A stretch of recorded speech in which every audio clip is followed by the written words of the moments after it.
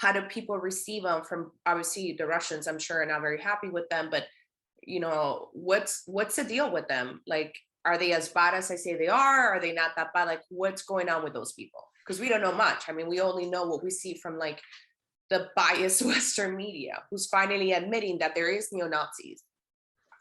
But it's difficult to explain. Azov started very right-wing. Their founders were maybe Nazis, but certainly pretty fascist.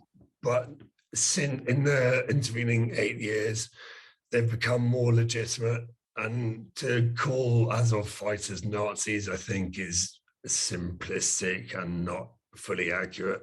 A lot of Azov volunteers are not fascist or racist at all, but they are kind of rogue. And a lot of people I met in Mariupol don't consider them to be defending the city. They say they're basically holding it to ransom. They're very anti-Russian. They've decided to fight to the death, and they've had many opportunities to withdraw or negotiate, but they're choosing Mariupol as their final stand. But in Russian media, calling Ukrainian government or Azov Battalion Nazis is prevalent, but I think it's a bit simplistic. Most people are not fascist. Ukraine is a pretty tolerant society. They have LGBT rights. They're pretty transparent, I think. Saying that Ukraine government is Nazi or that their armed forces are fascist, I think is a little bit naive, a little bit simplistic. It's an agenda that I don't necessarily, it's being pushed quite hard by the other side, but I don't agree with it, to be honest. We have seen, or I have seen, pretty gruesome punishment from Azov of Russia. Yeah, or the knife in the eye, that video.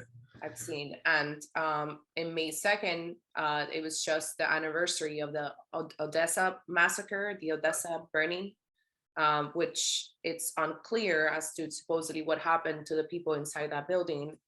Obviously, from the Russian side, they claimed that it was the nationalists who burned those pro-Russian people inside of that building.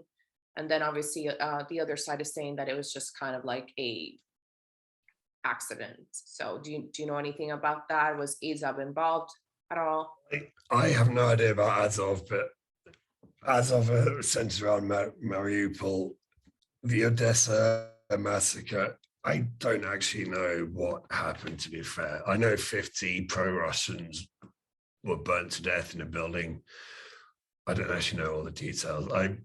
I shouldn't really comment on that because, to be honest, I don't know and I don't want to speculate. But yeah, it looks like Ukrainian nationalists Molotov the building and 50 pro-Russians died. Whether it was deliberate or not, I can't say. And yeah, there's a lot of conspiracy theories, a lot of speculation. There's a lot of room, that's one of it's why it was so important for us. You were one of the first people that we reached out to when we were trying to bring on guests, because we feel that it is a topic where the lack of transparency does lend for a lot of disinformation. It does. I've never been to Odessa. I've never set foot in Odessa, like then or now. So I wasn't